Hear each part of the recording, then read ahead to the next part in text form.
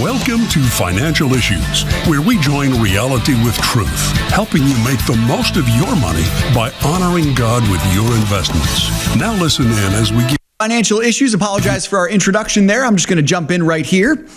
We are live this morning. Happy to have you all today. Seth Udinski with you, as well as our team here at our studios here in Philadelphia. Financial Issues. Great to be here with you folks. A busy show today, so we'll get right to it. First thing, is investing the same as gambling? If you've invested with us for a long time, you probably have an answer to that already, but maybe you're new to our program and you've heard, there's some similarities with these things. Well, we're going to have financial expert Mark Manila. He's going to join me later in the program to discuss this and give an answer to it. Also, the big, beautiful bill has implications for many sectors, as we've discussed on the show, including energy, as well as the environmental movement.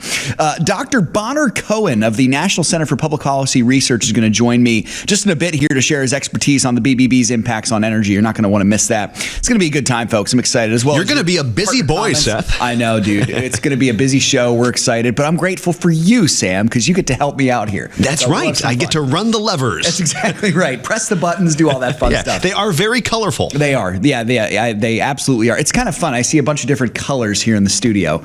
So you all don't get to see that, but I do. You just have to look at me, which I apologize for that. But grateful for each of you folks.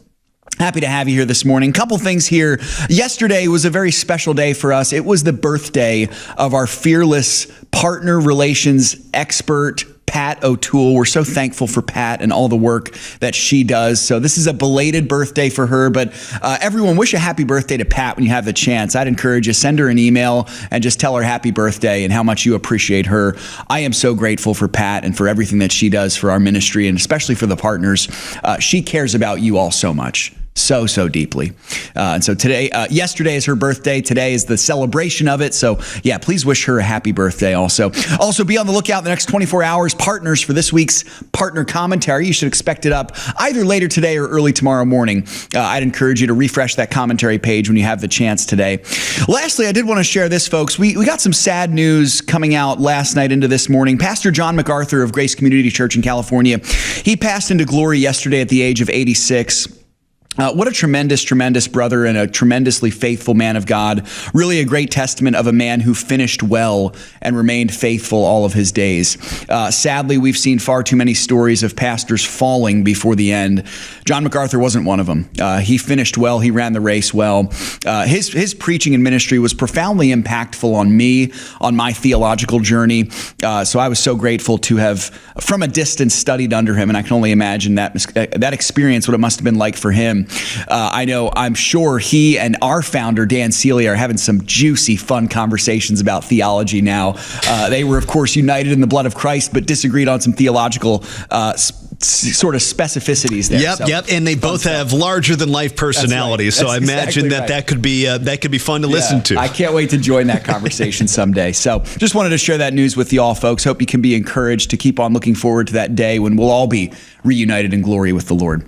All right, folks, let's move to some lesser important things now. The financial sector, what's going on here. So earnings season really kicked off officially this morning. JP Morgan Chase was really the first of the heavy hitters to hit. It topped earnings expectations for quarter two, better than expected revenue from investment banking, fixed income trading. So the revenue beat by over $1 billion. It hit around $45.68 billion versus the just over $44 billion estimate.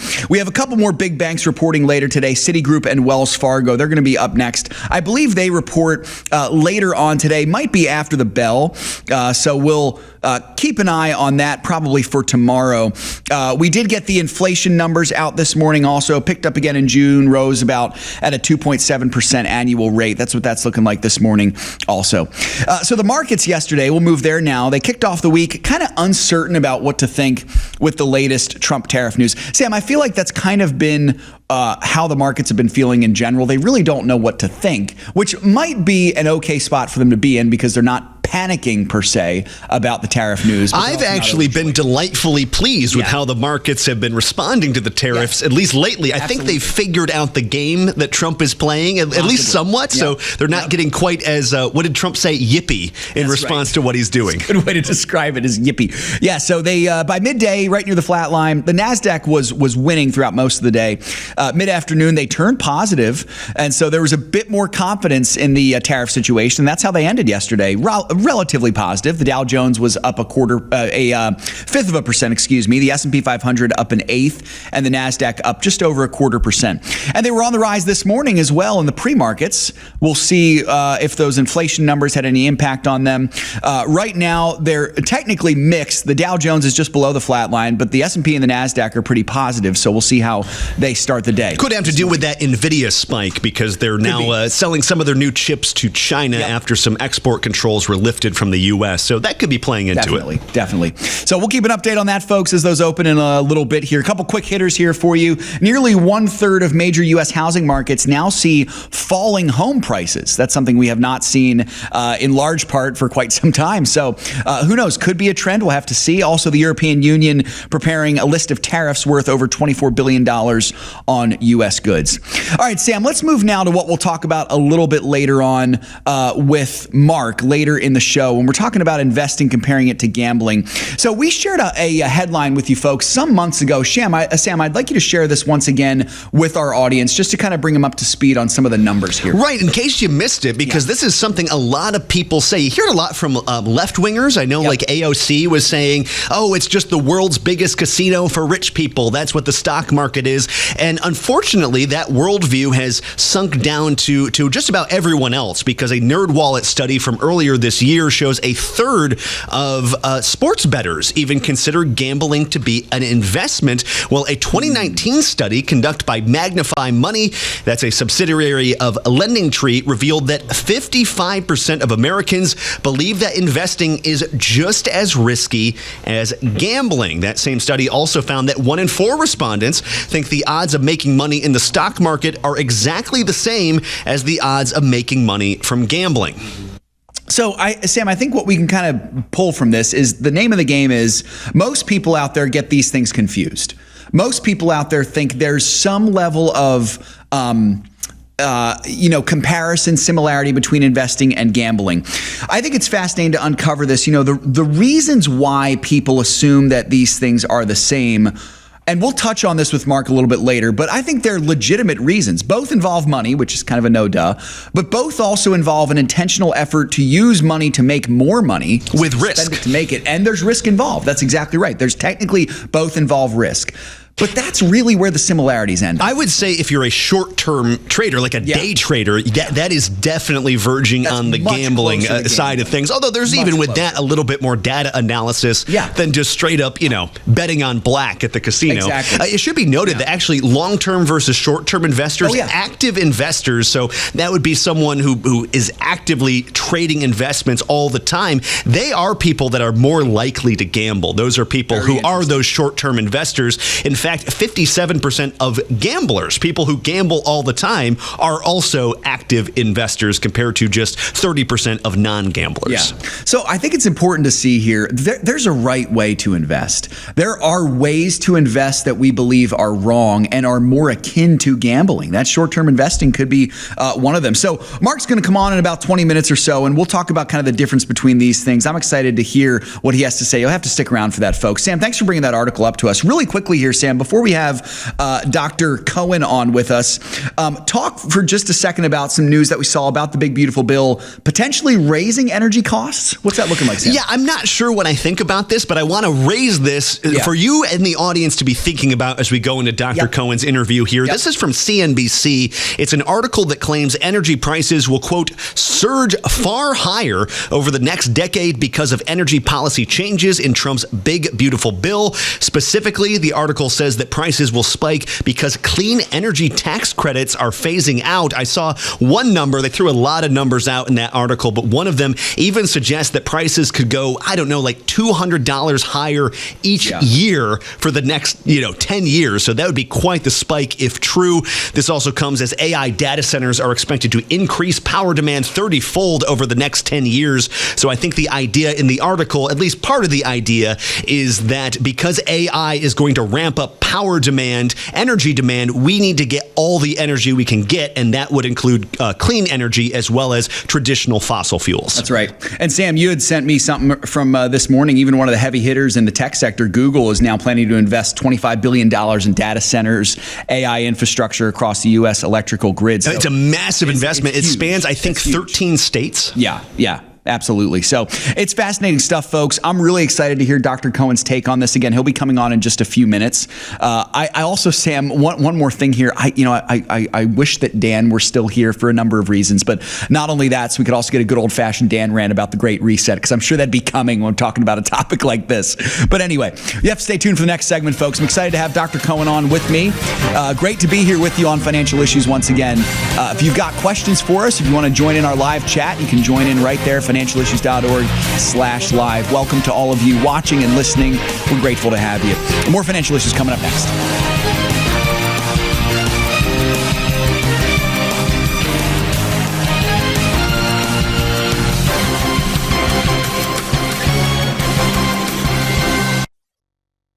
How is Timothy Plan continuing to lead the fight as you guys now enter your fourth decade of leading this fight of biblically responsible investing? We've been too silent for too long, and we can no longer be silent.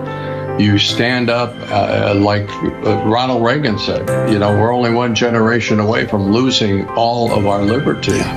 It has to be fought for. I wish it didn't. And you can fight for it. You don't need guns and ammunition and that. You can fight for it, especially with your dollars, because it's always about the money.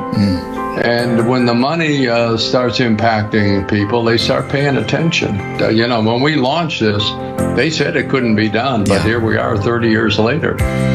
They said you couldn't get competitive returns, but here we are. What a tremendous testament of God's grace. Go to financialissues.org/Timothy Plans to learn more about Timothy Plan.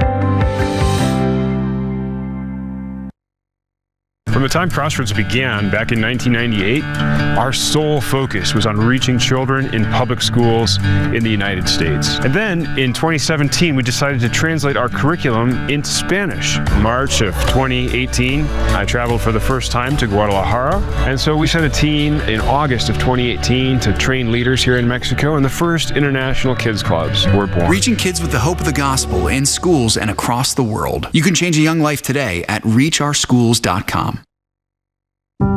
If a woman sees her baby on ultrasound, it doubles the likelihood that she'll choose life.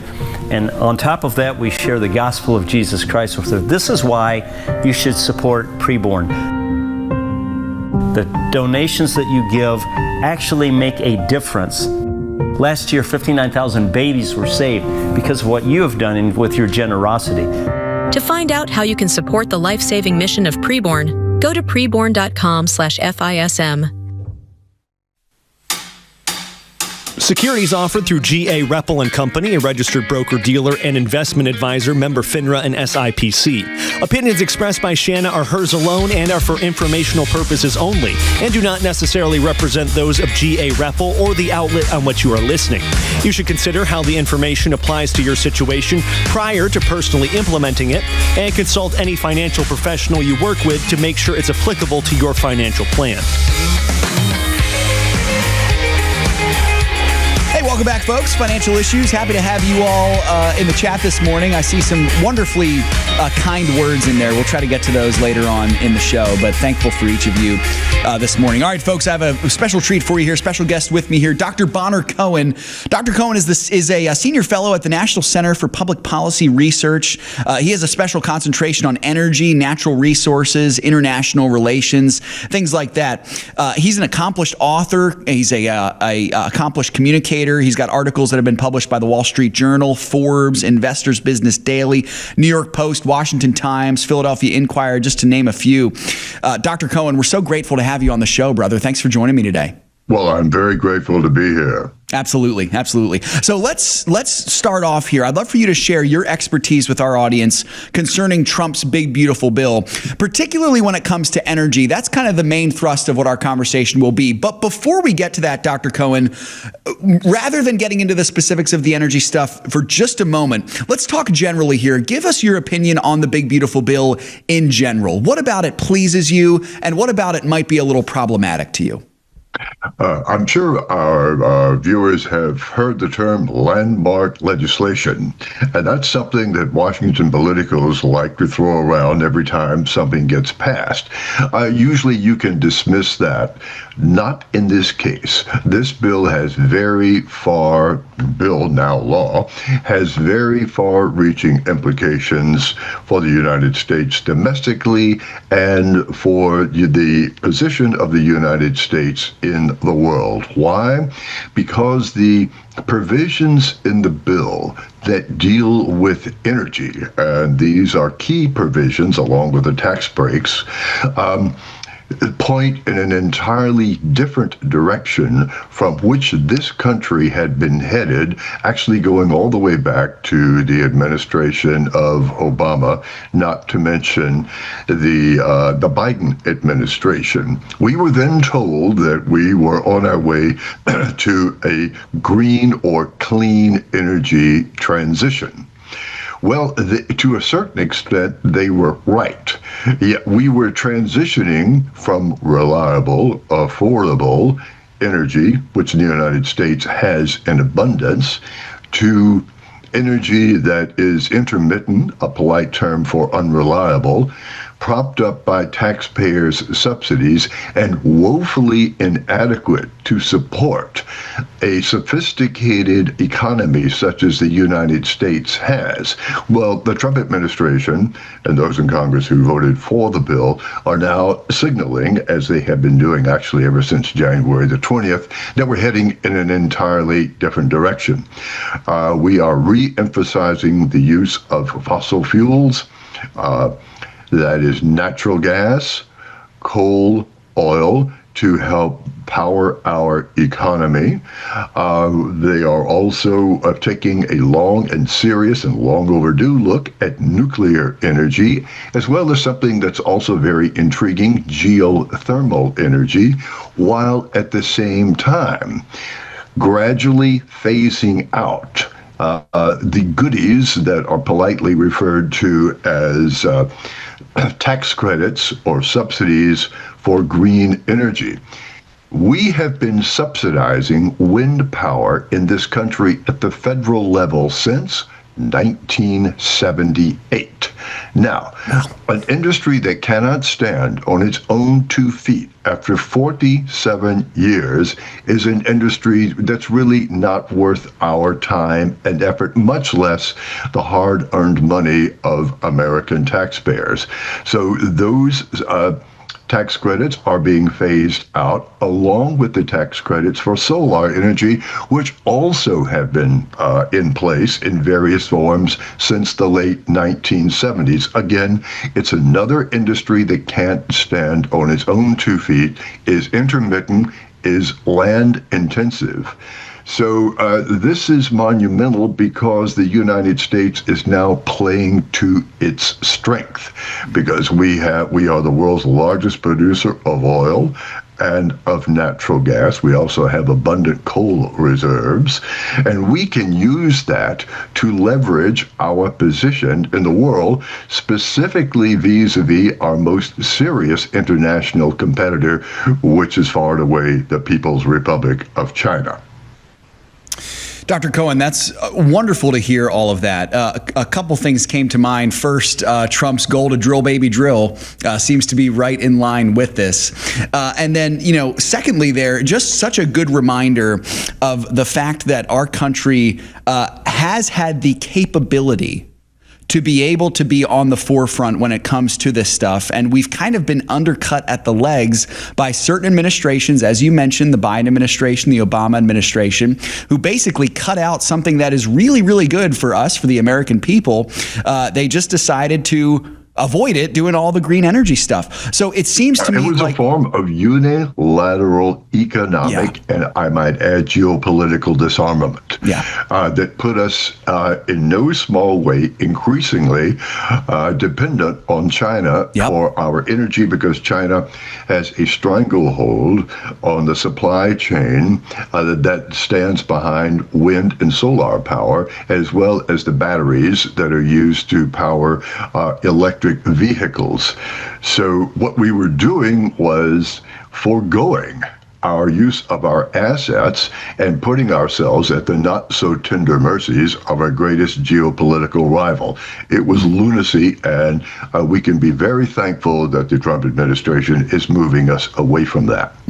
I completely agree with you there. So, Dr. Cohen, you had mentioned quickly the possibility of nuclear energy as something that can be used also. Could you speak to that for just a moment? Is there any chance? Yes. There is no doubt that nuclear energy is in the early phases of a renaissance in the U.S.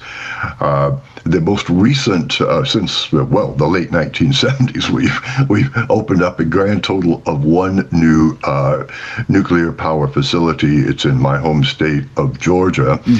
Came in way over budget and way late, but nonetheless is operating extremely well now. And I think you're going to see that replicated across the country. Key to understanding that is, first of all, reforms within the Nuclear Regulatory Commission, which is the regulatory branch that oversees nuclear energy. Trump has made some long overdue personnel changes there and has given these people marching orders to approve the construction and permitting, but the permitting and construction of new nuclear power plants. Now, this is not going to be an exercise in instant gratification. These things take time, a long time. So we're not going to see this part of the Renaissance really come to the fore for another 8 or 10 years. Nevertheless, that's a few blinks of an eye for those of us who've been around for a while, and we understand that that's really a short-term gain for the United States with long-term implications, because what we need in a world being increasingly driven by soaring demand for artificial intelligence, hence the proliferation of all these data centers around the country, we need that. And it requires an enormous amount of electricity. Now, that electricity is not going to come from wind turbines and solar panels. It's going to come from natural gas. It's going to come from hydroelectric power where applicable, because that's 24/7, 365, like natural gas. It's going to increasingly come from nuclear power once it comes online, and a kind of a latecomer to all of this, but very promising, geothermal power. That's our energy future. Our energy future is not solar panels, windmills, and everything else for which the American taxpayer, long-suffering American taxpayer, has been bludgeoned for the past several years. So we can certainly welcome the phase out of those subsidies and recognize that it's vitally important that we get serious about this, because our own prosperity, as well as our position around the world, is dependent upon the United States being all but autonomous in energy, and that is not a pipe dream. That is quickly becoming a reality. Dr. Cohen, our founder, Dan Celia, who has since passed and is now with the Lord in glory, used to say when speaking to these things, talking about what you mentioned, the lunacy of relying upon the sun and wind for your power, saying sometimes the sun doesn't always shine and the wind doesn't always blow. So then what? Right? So it really is lunacy. Then you have to have backup. You have to have batteries. Well, surprise, surprise. Guess who supplies the ingredients, the raw materials that go into the batteries that serve not only to power EVs, but also the backup batteries for wind turbines and solar powers. Answer: the People's Republic of China. Yep. I'll say this: the Chinese made a very good short-term bet on green energy. Not that they were foolish enough to make themselves dependent on green energy, but they were delighted to supply us, and that means also the Europeans and anybody else foolish enough to go along with this, with green energy. It was a good short-term bet. One of the things that a big, beautiful bill does is it shows the Chinese, well, maybe this wasn't the great long-term bet that you thought it was, because you now have a virtually monopolistic control over green energy, when green energy, as normally understood, it turns out it's not the future at all. Dr. Cohen, I appreciate your words so much, brother. Really quickly here, how can our listeners learn more about the work that you do and follow the work that you do? Okay, please check us out at the National Center for Public Policy Research's website, nationalcenter.org. You will find a lot of very fascinating material there, and it will give you the kind of intellectual ammunition that you need to combat naysayers of various stripes. So go out and arm yourself and enjoy what you read. That's awesome. Folks, again, Dr. Bonner Cohen, Senior Fellow at the National Center for Public Policy Research. Dr. Cohen, it was a pleasure to speak with you today. Thanks so much for joining me, and I hope we get to do this again. It was a pleasure to be here. Thank you. Absolutely. Thanks so much. Folks, if you have to leave us, we hope you have a wonderful rest of the day. Hope you'll stick around, though. We got Mark Manila coming up next, talking about investing versus gambling. You don't want to miss that conversation. More financial issues right after this.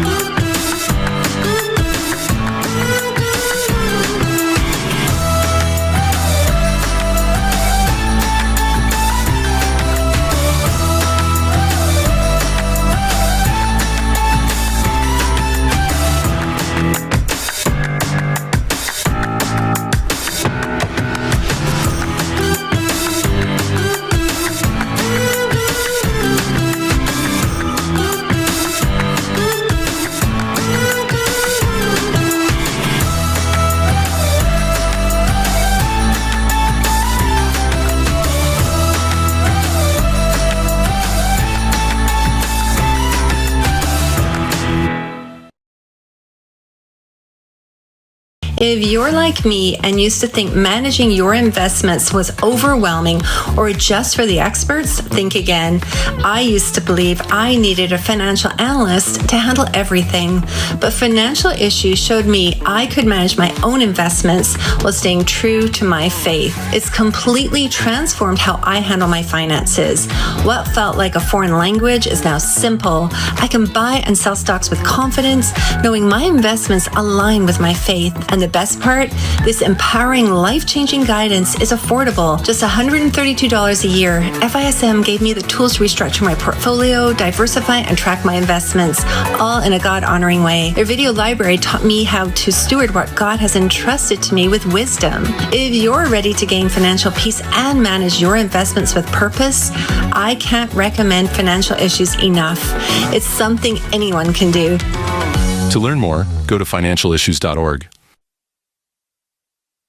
I found out I was pregnant when I was 21 years old. For me, I was scared, I was shaking. I Googled places to abort. We drive there, and as soon as we get there, I open the door, and the first thing that I see is a bunch of Bible verses in the walls. They gave me a little counseling session, they gave me the pregnancy test again, and they do an ultrasound. And that's when everything changed. When I saw my baby, and when I heard her heartbeat, that was it. We decided with my boyfriend at the time, which is now my husband, to continue the pregnancy together. We started coming to the classes, doing our homework, getting counseling together. We've seen the hand of God ever since we stepped into the pregnancy center. To find out how you can support the life-saving mission of Preborn, go to preborn.com/FISM.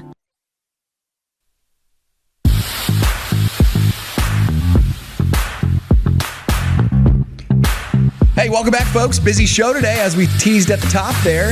We got several guests on. I hope you enjoyed that interview with Dr. Cohen. It was a delight to talk to him. I'll be excited to have him on again. We had some more questions for him. Meanwhile, here, the markets have just opened, and everything looking to be in positive territory. So the Dow Jones was down a little bit in the pre-markets, but it is now, if my screen can refresh, it's now looking like it is indeed positive slightly. The S&P 500 is up about 0.5%, and the NASDAQ creeping up towards 1% there. So markets feeling good coming off their slight wins yesterday. All right, folks, my friend Mark Manila joining me once again on the show, investment expert. Mark is the former host of the More Than Money radio show. He did that for almost 20 years. It's a delight to have him. Mark, thanks for joining me again, brother.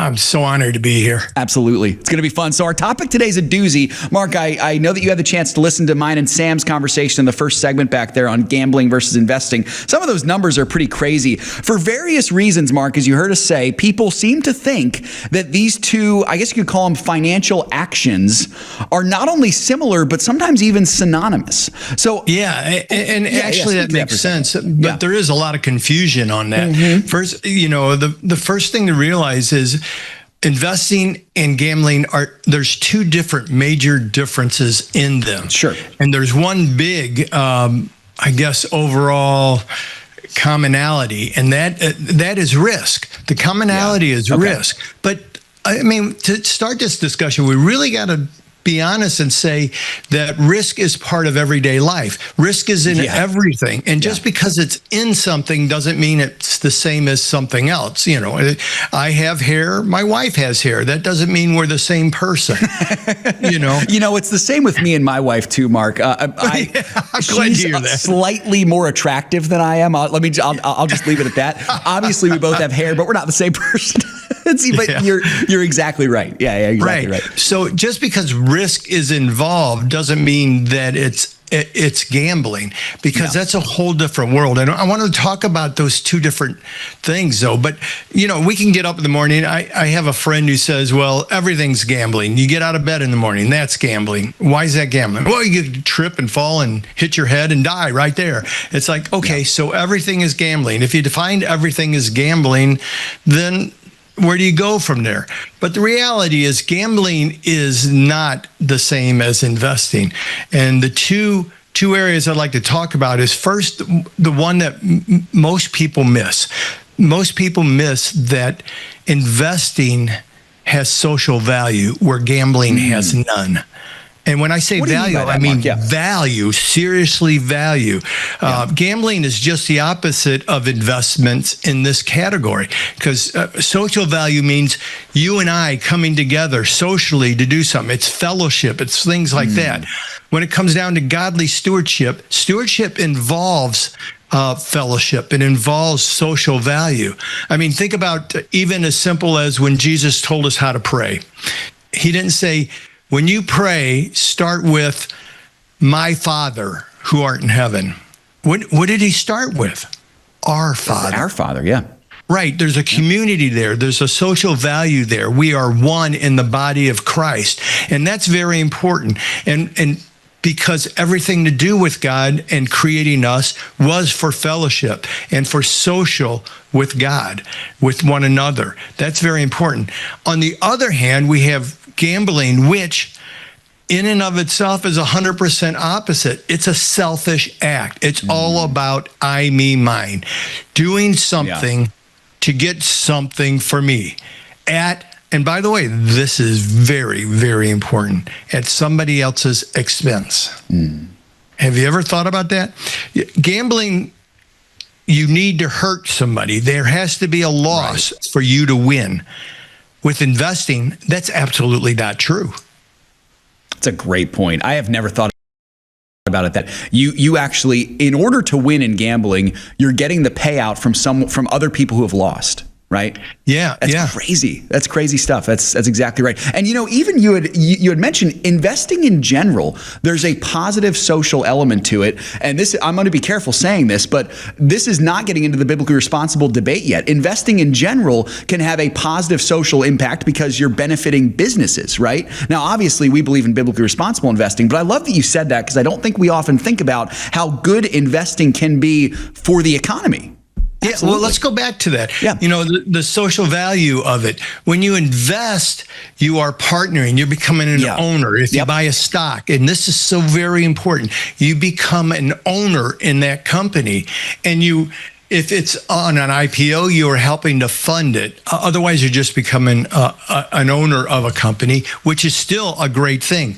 But oftentimes people say, but there's still all the risks there. You could lose or you could gain. Yeah, but you don't have to hurt somebody to win or lose when you ownership. Let's take a moment on this. Imagine that, Seth, you're going to start a coffee shop. Let's call it Stewardship Cafe. I got it right here. This is the first cup. For our TV audience, it matches Stewardship my shirt. Cafe, and you got a great plan, and you're a hard worker. You got a great business background to do this, but you just don't have the money. So you call your buddy Sam, and Sam's the wealthy guy, right? So he is the wealthy guy. Sam, would you trust in me if I asked you to invest? Well, so Sam says, hey, I like this story because I'm the wealthy guy. There you go. We'll see where it goes. That's right.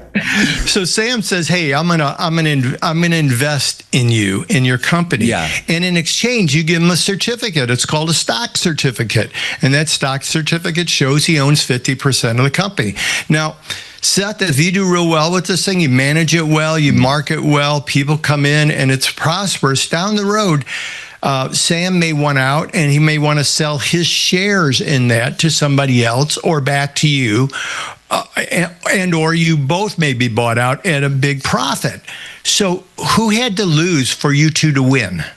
Nobody, right? Sam, did you lose? I don't think you lost in that scenario. No, I sound pretty happy in this scenario. You want to give it a shot, Seth? Yeah, right. We should try. That's right. Mark's idea. No, that.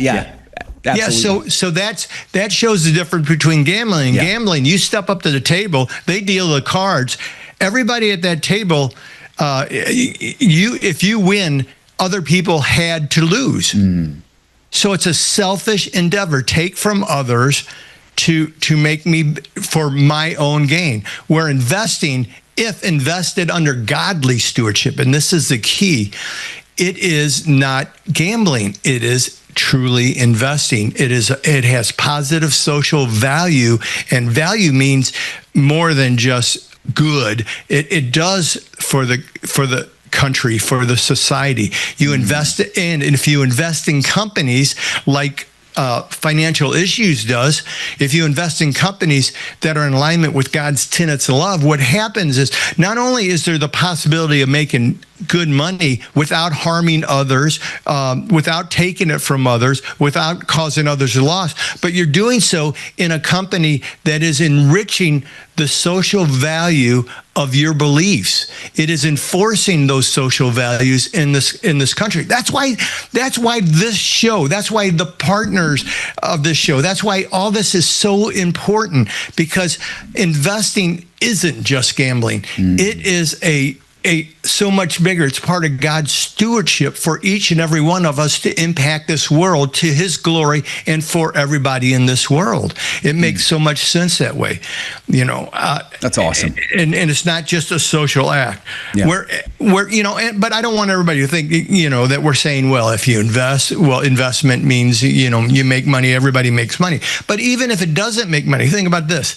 Sam, you might not like this scenario, but Seth didn't run the coffee shop too well. I drank too much of the coffee myself. I was skeptical. I was skeptical, but he's my friend, so I go for it. But yeah, he and his buddies all sat around and drank the cafe dry, and in return, all the money's gone, and he loses the business. Now, both of you have lost your money, but not at somebody else's expense. There wasn't other people that had to lose for you to lose. Right. Or had to win for you to lose. So the social value is still there. You tried and failed, and that's the risk in there. And unfortunately, I'm finding that over the years, if there's risk involved, people say, well, if there's risk involved, it's gambling. Well, there's risk in everything. So risk isn't the definition of gambling. Risk is just one of the characteristics of life. There's risk in everything except putting your faith in Jesus Christ. Amen. There's no risk there. You can't lose. Yeah. I had this conversation with a friend of mine recently who has yet to accept Jesus Christ. And I said, if your ideology, if your theory, if you're right, what happens to you and your children when you guys die? You're separated from God forever. And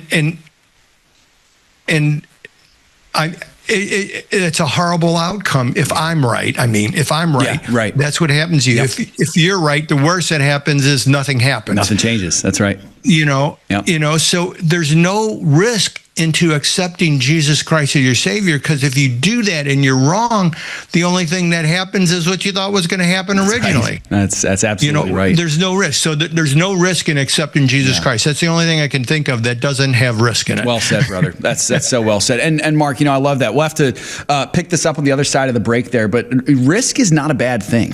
There are good ways to take good godly risks, and we'll pick up on that conversation later on in the show here. But man, I'm just so grateful for you joining us here, Mark, and we'll continue this conversation on the other side of this break. Folks, if you got questions for us, you got questions for Mark, go ahead and put them in the chat right now. We'd love to try to address them if we have time. If not, we can always save them for the next time as well. More financial issues coming up right after this break. Stick with us.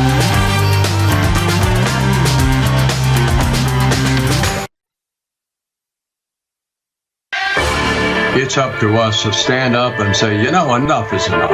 All of this unbiblical stuff that's going on, whether it's abortion or transsexual or LGBTQ, widespread pornography, human trafficking, bottom line, it's still up to us. If we stop investing in these corporations that are trying to destroy us, sooner or later, they're going to wake up. To learn more about biblically responsible mutual funds and ETFs, go to timothyplan.com. Hi, this is Sheena Bird, the host of Financial Issues. The Financial Issues family is so blessed to have saved tens of thousands of babies, all thanks to the generous support of you, our listeners and viewers. For $140, you can sponsor 5 ultrasounds. Please go to preborn.org, that's preborn.org, or financialissues.org and click on the Preborn logo. Save a baby, save a life. Through Crossroads Kids Club, lives like Dali's are being changed all over the world. When I was 8 years old, my parents separated temporarily, and my mom and I moved houses. But I started to discover pornography that helped me develop behavior that was rebellious. It made me feel lost, empty, and without direction. Until one day, I went with my cousins to the Crossroads Club. I really liked the Bible teachings, how they mixed them with games and fun. This led me to know Lord Jesus and accept Him in my heart. He forgave me and changed my behavior. He changed my life, and I don't feel lonely anymore. Reaching kids with the hope of the gospel in schools and across the world. You can change a young life today at reachourschools.com. The opinions and recommendations expressed on this program do not necessarily represent the opinions of the station or any of the program sponsors. Additionally, all products or services offered by the program sponsors may not be known by the program. Folks, really enjoying the show today. Hey, I wanted to give a shout out. Nelson in the chat talking about, this is back in the first segment, Seth and Sam are the Laurel and Hardy of financial news. That's pretty awesome. Thank you. Thank you, Nelson. What do you think, Mark? Is that true? Is that an accurate description? And I love it because it should be fun. That's you know awesome. what? When I turn on the news in the morning, I get up in the morning and it's like, oh my gosh, and I really wanted to bring this in the conversation anyway, so I'm glad that he reminded me. If you listen to the news, and we were preparing another show last week for today, and I had all these headline news, and I went through, and every one of them had fear in it somewhere. It was all fear and fear mongering, and we were going to talk about that on that show, but maybe another time. But that's part of the thing that goes on too. You have to get people scared so they go into a state where they're not trusting God anymore. They're trusting their emotions, and they do silly things. And sometimes that's where I would say you're gambling. And, to bring it into that is when we start making decisions not from the biblical perspective, not from God's perspective on investing. That's when it starts to become gambling. And here's why. Because it becomes a selfish act. When I know there's no reason to invest, the number one reason to invest is to make more money. Absolutely. If the goal isn't to make money, you shouldn't be investing as a Christian or anything else. That's the goal. But how you do it, how does it honor God or not honor God? Is the ultimate outcome essential or not essential? That's what really determines whether it's gambling or investing. Again, if there's no social value in it. So let's go down to, I think it was Sam who said earlier in your first segment, something about maybe it was day trading or something like that. I can't remember exactly. It was certain types of investments that kind of have gambling tendencies to them. I have the numbers right here. So yes, active investors, and they're considering those who buy or sell investments at least once a month, but probably more. They say those are more likely to gamble. Those people are much more likely to gamble. In fact, 57% of gamblers are active investors. So most gamblers are investors compared to just 30% of non-gamblers. Why is that, Mark? Well, I don't know. Maybe there's tendency in the psychology of it all. But over the long period of time, what I have found is having a longer term perspective on investing, or trying to figure out when to get into something and when to get out. Those two over a long period of time, as long as you're involved in doing it, come out to be very similar in your returns. So the person who is more of a shorter term trader, who is worried about, okay, all the news in the market says the markets are going to go down for a while, maybe I should be pulling back my portfolio, those kind of things, that they work a lot harder, and sometimes they do make more, sometimes they make a whole lot less too. So the idea of research and all that kind of stuff doesn't make it gambling. What makes it gambling is when you don't research. For example, Sam invested in Seth, but he really didn't look into Seth's background, where he had already tried 3 times to get a coffee shop up. And how much I drank the coffee too, apparently. And how much you drank the coffee. That's exactly right. It'd be good to do a little background. That was the gamble then. Yeah. Mark, here's a silly example. I saw a video the other day of a guy who used a chicken to decide if he was going to short sell gold and how much he was going to short sell it for. He actually made like $2,000 off of it, but that is gambling. Yeah. So why would that be gambling?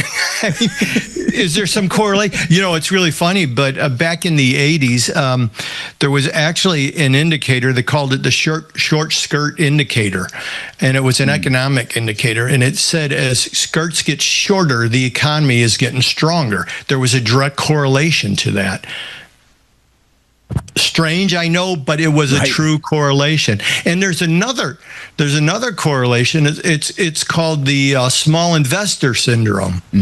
And what this is, it actually tracks individual investors with smaller accounts, less than $1 million, usually less than $250,000 or smaller, and their trades, because a smaller investor usually acts out of fear, not knowledge and wisdom.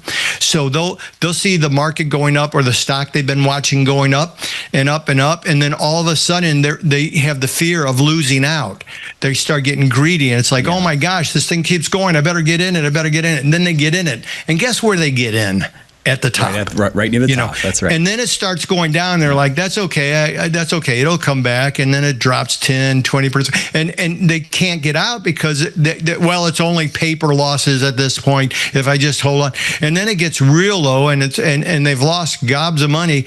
And they think, oh my gosh, I can't do this anymore, and they get out. And of course, they get out at the bottom. So the small investor syndrome is an indicator that they use the opposite of those of what the small investor is doing, because they're acting out of fear and greed instead of systematizing their thing. And let's bring that back to financial issues here, because this is really important. Financial issues has 4 people on their investment board that are analyzing stocks, that are doing all the research. I've always said anybody could do what I did when I managed money for advisors and for individuals. Anybody could do that if they were willing to pay out the tens of thousands a year to get the information needed, and if they were willing to do the research every day in and day out to do it. Anybody could do it. Now, maybe anybody couldn't do it, but most people could if they put their mind to it. But here's what's really cool. Not only does Financial Issues have this management group put together to analyze and look at stocks and decide whether they're safe or not, look at the fundamentals and the technicals and all that under the umbrella of the biblical responsible, making sure it doesn't offend God or hurt God's children or use or abuse them. They have that going on, and they make it easy for others to be heroes in this society, to actually invest in a way that adds to our society, invest in a way that hopefully and been proved out so far helps them financially with all their personal financial goals and objectives. Yeah. So a win-win-win situation to where you don't have to live there. You can go and be your nuclear scientist, or you can go and be the librarian, or you can be a mechanic, or you could be whatever you want to be and not have to spend all your time doing this, but know that the research and analysis is going on, and it's not just a bet. It is high probability of success because of all the energy and time put into it. And because of that, and it's invested in those type of companies that enhance our society, that care for, at the very least, don't offend God and his children. Mark, I love that. That's the importance of investing. Yeah. But yeah, when can it be investing? Well, I know people... I know people who paid to get closer to Wall Street so they could get the signal a half a second faster than they were getting it, so they could see what was going on. And they're trading instantly. Yeah. They'll buy something and sell it within 3 seconds. This is crazy. That's gambling, because there's no social value there. It's all about winning at any expense, including tumbling the markets, which, by the way, AI is part of the volatility of our markets now. Did you know that over 80% of all trades on Wall Street now are done by algorithms, not by individuals? Yeah. Yeah, and you think about that. This algorithm says it's time to buy. This one sees that one's buying. This one sees that they're both buying. All of them start seeing they're buying, so the markets shoot up. And then one of them says, oh, we reached this point, this technical indicator that tells me I better get out and just lock in my gains. And then they all start doing it, and it drops. Well, the volatility comes from that. The high volatility, the outrageous volatility comes from that. That's not investing. That's gambling. Mark, I love those words for you, brother. We have about a minute left here, so quickly tell me this. With all that, what you just said, is gambling something that is permissible for Christians to ever partake in? Or should we, like our BRI investment tools do, should we screen out gambling from our lives? Absolutely. There's so many bad things about gambling. I know people will quote, where they rolled dice for the new apostle or whatever, drew sticks. I forget what it was, but that wasn't gambling. That was just them following God. We should rule it out. First of all, it's a selfish act. Secondly, it uses and abuses others for personal gains. Third, we have to realize that it's addictive. Yeah. Yep. And that ruins lives. And when you start ruining lives with addiction, other lives get ruined, and it cascades from there. So any addictive product, any addictive situation, we should avoid, and we should avoid it not only for ourselves but for those around us and those that could be harmed by it. And, Mark, one thing, and this I think is an appropriate place for us to close our show in, is so much of this is a question of wisdom. And when you're talking about biblical wisdom, there's a wise way to do things. Gambling is not the way to do that. Gambling is very unwise. But when you're talking about an investment strategy that is long-term, biblically responsible, well-diversified, that's wise. And when it's done for the glory of God, that's really wise. Boy, Mark, I appreciate you so much, brother. Thank you again for joining. I look forward to the next time that we get to do this. I'm sure our listeners do as well. God bless you, brother. It was great to have you today. God bless. Thanks for having me. Absolutely. And thanks to all the heroes that are partners of FISA. Yes, sir. Absolutely. Folks, that's Mark Manila. Mark, dear friend of ours. Excited to have him back on the show again in the future. Boy, it was a busy show, folks. We got to the end of it. Grateful for each of you, and God willing, we'll do it again tomorrow. Until then, remember, it's all His. Let's be found good and faithful stewards of what God has given to us. God bless each of you. See you tomorrow.